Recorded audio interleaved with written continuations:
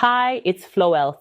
I'm here to help guide you through one of the most exciting journeys, immigrating to Canada. Whether you're dreaming of studying in the land of maple syrup, hockey, and breathtaking landscapes, or you're simply interested in Canadian immigration updates, I've got you covered. Today, we'll dive deep into the study permit process and the latest 2024 immigration changes you need to know to unlock your Canadian dream. So buckle up, grab your double-double, and let's get started. All right, let's kick things off with the basics. If you're looking to study in Canada, the first thing you'll need is a study permit. This document allows foreign nationals to study at designated learning institutions, DLIs, across Canada. But before you can apply, there are some key things you need to have in place. Acceptance letter. This is your golden ticket. You need an acceptance letter from a DLI, like a university or college, before you can proceed with your application.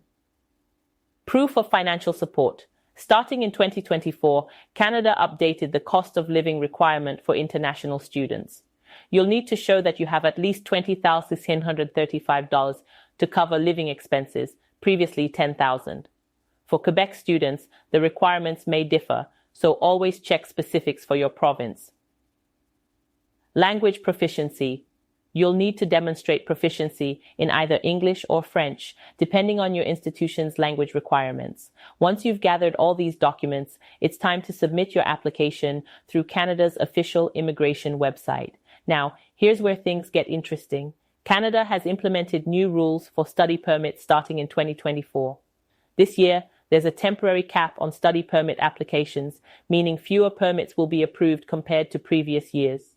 The government expects to approve around 360,000 study permits, which is a 35% decrease from 2023. Provinces like Ontario, which have experienced significant growth in international students, will see the sharpest cuts. So if you're applying to study in Ontario, for example, be prepared for tougher competition. In addition, some changes to the Post-Graduation Work Permit (PGWP) program mean that students attending certain private colleges through licensing arrangements will no longer be eligible for a PGWP. On the flip side, master's graduates are now eligible for 3-year work permits, which can be a fantastic pathway to permanent residency. For those planning to bring a family, note that starting in 2024, only spouses of international students enrolled in master's or doctoral programs will be eligible for open work permits. Now let's talk about the step-by-step process for submitting your study permit application.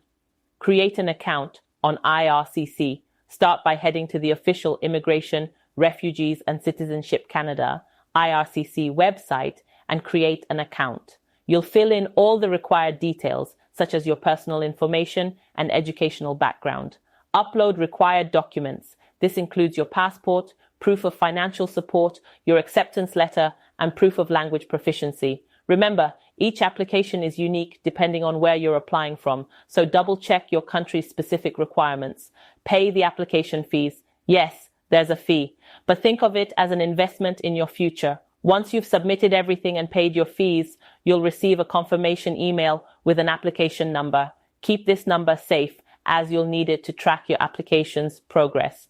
Wait for approval. On average, it takes about 11 weeks to process study permit applications from outside Canada, although this can vary based on your country. During this time, you can log into your IRCC account and track your application status. While waiting for that crucial approval, it's a great idea to prepare yourself for Canadian life. Did you know Canada is home to the world's longest coastline and some of the friendliest people on the planet?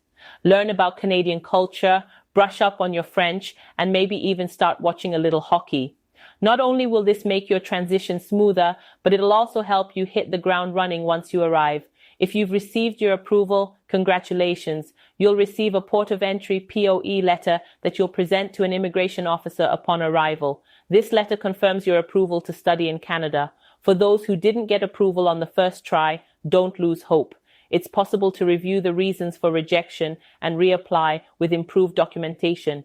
Persistence is key. So there you have it, folks. Your comprehensive guide to navigating the 2024 Canadian study permit process and immigration updates. Remember, the road to achieving your Canadian dream might have a few twists and turns, but with the right preparation and determination, you can make it happen. If you found this video helpful, don't forget to hit that like button.